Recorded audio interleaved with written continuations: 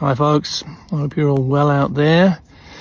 I'm here to bring you first of all some good news, I think. The good news is that I can play guitar after the events of the last few days, and I say this because it was in some doubt, because that little health hiccup that I mentioned happened about a week ago. Rock fans around the world were left in shock and concern when news broke that Brian May, the legendary Queen guitarist, had suffered a minor stroke. For someone who has spent decades mesmerizing audiences with electrifying guitar solos, the thought of potentially losing the ability to play was terrifying. But now, after months of recovery, Brian May is opening up about the scary moment, how he fought back, and what the future holds for his music and his health. It happened last September, a moment that sent shockwaves through May's family and the entire rock community. Speaking in a recent interview with Guitarist, Brian recalled the fear he felt when he suddenly lost control of his left arm. "It went through my mind. When I suddenly couldn't control this left arm, it was quite scary. I had no idea what was going on. I phoned my doctor and she said, 'Okay, I think you're having a minor stroke. Dial 999, get in the ambulance and I'll see you there.'" But even in that frightening moment, Brian found a glimmer of hope. He said, "Even at the worst time, although I couldn't control where the arm was, I could control my fingers. So I thought, I'm probably not really in danger. I'm all right now. I'm just taking it slow." That spark of control, being able to move his fingers, gave May the confidence that he could recover. And recover he did. His wife, Anita Dobson, later shared details of his progress. According to her, Brian turned to music as part of his healing process. "He's much better now. He's stabilized, which is brilliant. I just hope we don't have any more reoccurrences." He's got the use of that arm, which was a bit of a challenge back now. He's playing the piano quite a lot in the house. He likes a lot of Beethoven. "I love it. The piano in the house is really just very relaxing."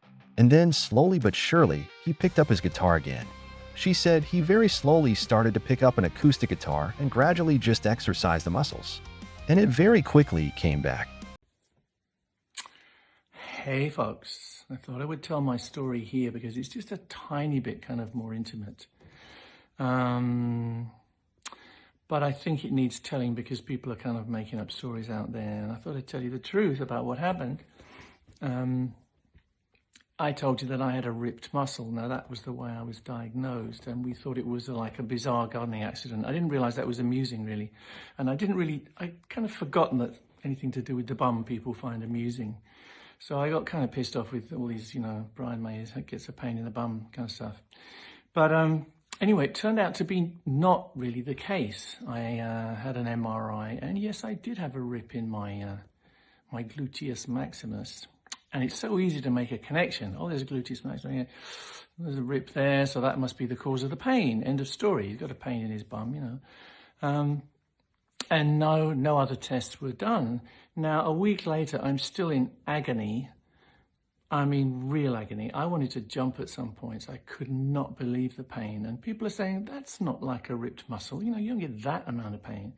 So eventually, I had another MRI, but this time I had one of the lower spine. And sure enough, what do we discover? But I had a compressed sciatic nerve, quite severely compressed, and that's why I had this feeling that someone was putting a screwdriver in my back the whole time, and it was excruciating. So finally we started treating the thing for what it was. I'd been putting the ice packs in the wrong place for 10 days or whatever. So that's one side of the story, and I'm a lot better now. I'm actually free of that terrible pain, which actually destroys your mind. I can't believe what it does to your brain. I feel like I'm in the pain. It's been appalling. I don't know if any of you have appreciated that. But in the middle of it, the rest of the story is a little more bizarre and a bit more shocking, really. Well, I was shocked anyway. I thought I was a very healthy guy, and everyone says you've got a great blood pressure, you've got great heart rate and everything.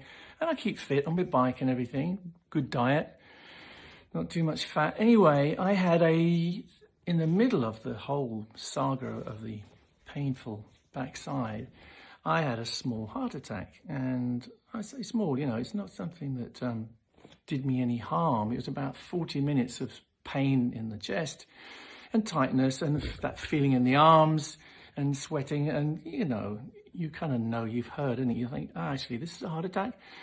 And cut a rather long story short, my wonderful doctor drove me to the hospital himself in his Corniche. And I went straight into what they call the cath room, I think, and had an angiogram. Now, that's the thing where they stick something in your wrist here, and it goes all the way up to your heart, and it can go into your arteries of your heart and find out what's wrong. And it can find out in a way that nothing else can, it seems to me. You know, nothing else can tell you what the angiogram can tell you. And they looked at me, because you're conscious when they're doing it, they looked at me and said, Brian, I'm sorry, this is a little more complicated than we thought, and we think we should come out of there and we should talk before we actually do anything, rather than just sticking a stent in. So that's what happened. And I went back to a hospital room. I was very lucky to be treated as an emergency case, but I think it kind of was an emergency. But they were very kind.